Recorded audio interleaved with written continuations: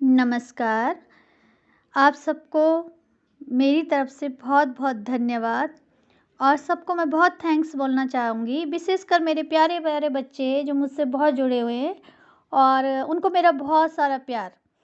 और कल मैंने एक गाना डाला था, एक गाना गाया हुआ था पहले वो डाला। मैंने बस ऐसे ही डाला कि देखते हैं क्या होता है, मतलब जैसे क्यूरियोसिटी होती है ना, तो मुझे नहीं यकीन था कि आप लोगों को इतना पसंद आएगा मेरा गाना।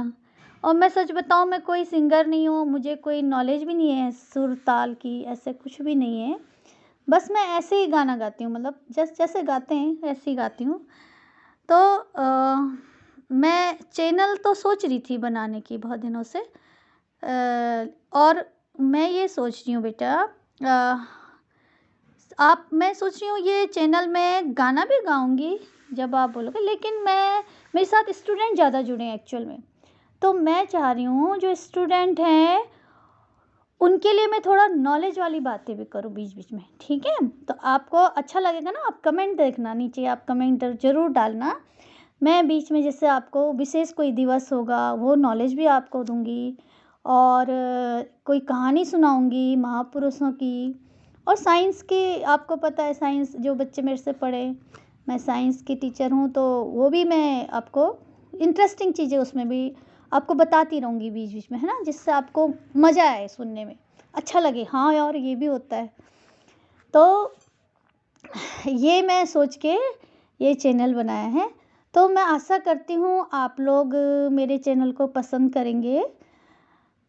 सबसे पहले आप सब लोगों को बहुत-बहुत दोबारा से मैं धन्यवाद, तहे दिल से धन्यवाद देना चाहती हूँ, आप लोगों ने मुझे पसंद किया। अब बेटा आज मैं आपको एक कहानी सुनाऊँगी। अब आज क्या है? 23 दिसंबर, है ना? 23 दिसंबर को हम बलिदान दिवस के रूप में मनाते हैं। कई बच्चों को पता भी है, कई बच्चों को नहीं भी पता होगा। तो बलिदान दिवस, अब हम कई बार हमारे दिमाग में, आप लोगों को चलो बहुत आम सी बात है, आपको कई बार ऐसा लगता होगा महात्मा गांधी जी का नाम करमचंद गांधी था, ये सबको पता है। उनका नाम महात्मा किसने रखा? कौन से महापुरुष थे जिन्होंने उन्हें महात्मा कहा? तो आपको लगता होगा ना कौन है वो, ये कब रखा गया? इसके अलावा आपको गुरुकुल कांगरी सब बच्चों ने सुना होगा। गुरुकुल कांगरी हरिद्वार के पास एक बहुत बड़ा गुरुकुल है, तो वो भी आपको पता होना चाहिए किसने करा। तो जिन महापुरुष ने ये सब, जिनके बारे में मैं आपको बता रही हूँ, है ना? तो ये सारे काम उन्हीं के हैं। महात्मा गांधी जी का नाम, महात्मा, और गुरुकुल कांगरी जो गुरुकुल की स्थापना की जिन्होंने, इसके अलावा बहुत बड़े महापुरुष थे, उनका नाम था स्वामी श्रद्धानंद।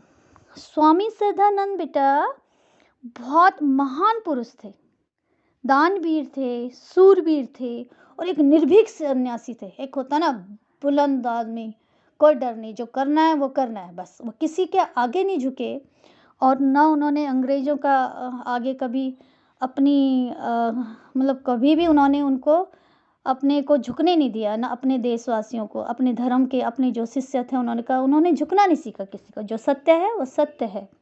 तो वो बहुत हुतात्मा थे, बहुत पवित्र आत्मा थे और बहुत महान आत्मा थे। तो आज उनका बलिदान दिवस होता है 23 दिसंबर को। आज सन 1926 को किसी ऐसे युवक ने, धर्मांध बोलते हैं ना जिन्हें, जिनको केवल धर्म से मतलब है, ये सो जिनको नॉलेज ही नहीं है एक्चुअल में कि क्या ये महापुरुष कहना चाह रहा था, तो ऐसे इंसान ने उनकी हत्या कर दी। तो इस दिन हमारा एक बहुत महान व्यक्तित्व हमारे देश से चला गया, विदा हो गया, इसलिए हम आज बलिदान दिवस मनाते हैं। तो स्वामी श्रद्धानंद बलिदान दिवस मनाते हैं। और जो बच्चे आर्य समाज में पढ़ते होंगे ना, उनको तो बहुत कुछ पता होगा इसके बारे में, है ना? क्योंकि आर्य समाज के जितने स्कूल हैं वो श्रद्धानंद जी ने ही उनकी स्थापना की, उनकी नींव डाली, और उन स्कूलों में तो बहुत बहुत ही ज़्यादा अच्छे ढंग से मनाया जाता है, बहुत धूमधाम से मनाया जाता है, बहुत बड़ा फंक्शन होता है उनका। तो इनके बारे में आपको बताती हूँ, कौन थे, कैसे थे। सबसे पहले मैं आपको ये बताती हूँ इनका जन्म कब हुआ। ये 12 फरवरी 1856 में जालंधर में एक धनी परिवार था, वहाँ इनका जन्म हुआ। और बहुत अच्छा था इनका, मतलब बचपन बहुत अच्छा बीता। बहुत धनी लोग थे, पैसे वाले लोग थे। कोई पापा इनके पुलिस में बड़े अधिकारी थे, है ना। तो अधिकारी थे तो इनको कोई ऐसी कमी कुछ थी नहीं। अधिकारी थे तो इन सर्वसंपन्न थे, और अपनी एजुकेशन भी इनकी अच्छे से हुई, बड़े हुए, वकील बने, शादी भी हो गई इस बीच, बहुत बड़े वकील, अच्छे वकील बन गए। लेकिन ये ऐसे युवक थे, मैं आपको आपको लगेगा अभी तो मैडम कह रही हैं कि ये तो बहुत महान थे, लेकिन सच में ये युवा अवस्था में, जिसे कहते हैं ना हम आम भाषा में बहुत ही, जिसे क्या बोलूँ मैं, इनके मतलब बहुत ड्रिंक करते थे, शराबी थे, जुआ खेलते थे। इनके दुनिया में मतलब जितनी गंदे ऐब होते, बुरे ऐब होते ना, एक बुरा इंसान जो होता है, वो सारे ऐब थे इन पे। क्योंकि इनको ना तो आस्था भगवान से मतलब था, इनको भगवान में कोई आस्था नहीं थी, ना इनको बस पैसा था। और अपना पापा भी अच्छी जॉब अधिकारी थे, तो ये अपने बहुत बुरी संगत में पड़ गए, समझो बुरी संगत में पड़ गए। तो इनका थोड़ा आचरण अच्छा नहीं था स्टार्टिंग में, युवावस्था की बात कर रही हूँ मैं। अच्छा जी, फिर क्या हुआ? अब वो देखो, एक बार क्या होता है कि इनके पापा, जो पिताजी थे इनके, वो बरेली में पुलिस अधिकारी। तो उस समय बरेली में एक महासभा हुई, महर्षि दयानंद, सब बच्चों ने नाम सुना होगा, महर्षि दयानंद। वो अपना प्रवचन देने आए बरेली। बरेली में आए तो फिर इनके पापा तो पुलिस अधिकारी थे, तो उनकी ड्यूटी थी वहाँ उस व्यवस्था करना भी, कि कोई बड़ा आदमी आता, महापुरुष आता। तो आज भी आप देखते हैं ना, कोई रैली वगैरह होती है तो पुलिस की व्यवस्था होती है, ऐसे ही बिल्कुल वहाँ उन्होंने एक व्यवस्था थी, तो अधिकारी थे उनका।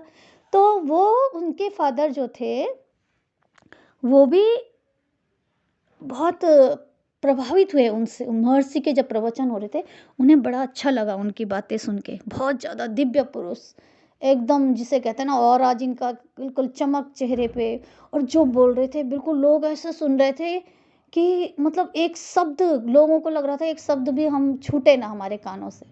एकदम अमृत वर्षा हो रही थी, ऐसा माहौल था। तो इनके जो पिताजी थे, उनको लगा कि मेरे बेटे को, उनको पता था मैं अपने बेटे के बारे में, मेरे बेटे को यहाँ एक बार भेजता हूँ। तो उन्होंने अपने बेटे को कहा, किनको?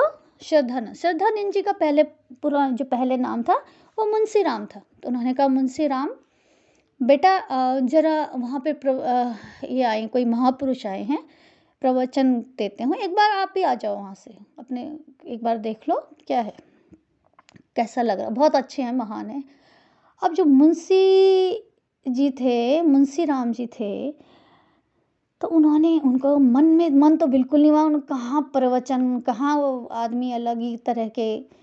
उनको लगा चल देखते हैं, मैं जैसे होता है ना कोई वैसे दिमाग का, देखता हूँ मैं कैसा कौन आ गया, कौन महापुरुष, मैं देखता हूँ, मेरे सामने तो टिक नहीं पाएंगे, है ना। वैसे भी इन चीज़ों को वो पसंद नहीं करते थे, प्रवचन वगैरह ये सब। तो उन्होंने कहा चलो मैं अपने, फिर ये भी होता था उतना उस टाइम पे, चाहे कोई ऐसा भी बच्चा हो, अपने माँ बाप का इतना कहना तो मानते ही थे वो, कि नहीं पिताजी ने कहा भाई जाना है, चाहे बेमन से जाओ, थोड़ी देर जाएंगे फिर आ जाएंगे। फिर उसके बाद वो गए वहाँ, ठीक है।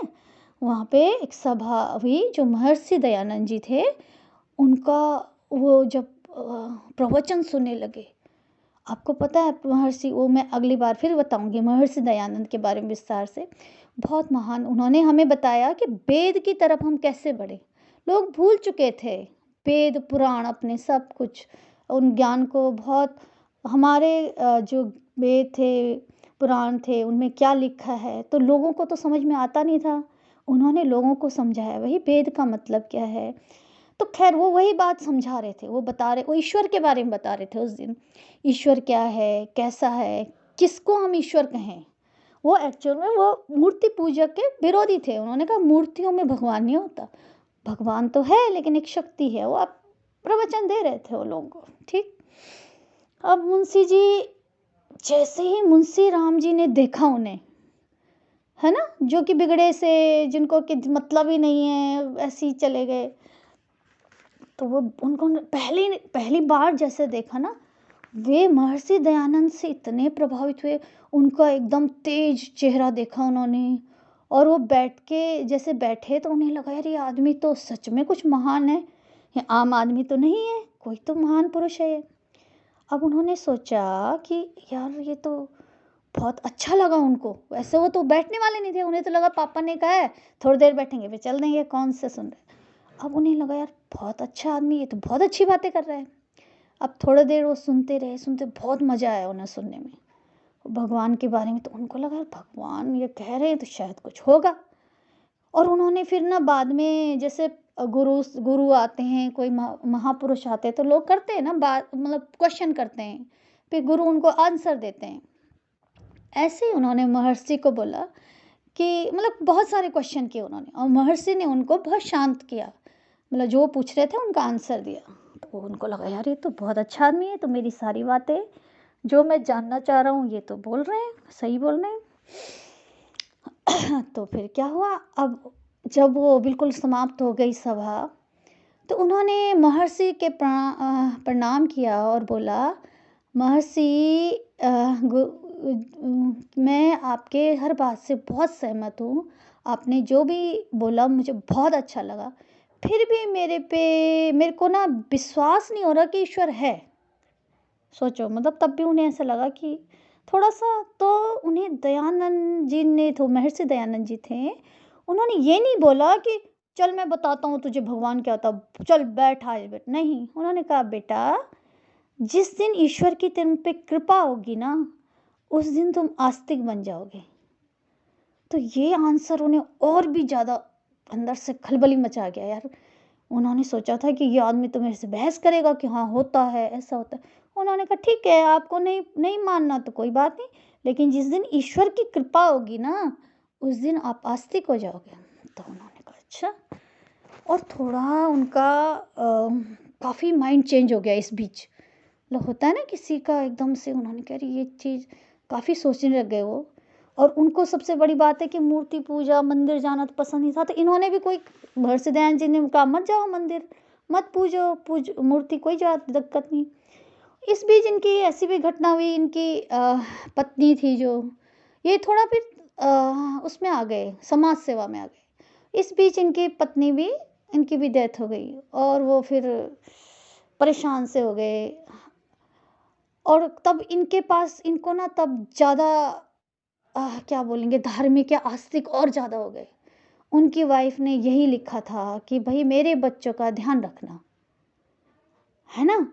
तो ये और भी 2-4 घटनाएं ऐसी हुई, तो उनको लगा यार ये तो अब मुझे कुछ जिम्मेदारियां आ गई सिर पे। फिर उन्होंने लगा अब तो मुझे अपने मम्मी, अब वो चाहते उस ज़माने में तो दूसरी शादी कर सकते थे, उनके बच्चे छोटे छोटे थे, 4 बच्चे थे उनके, बहुत छोटे थे।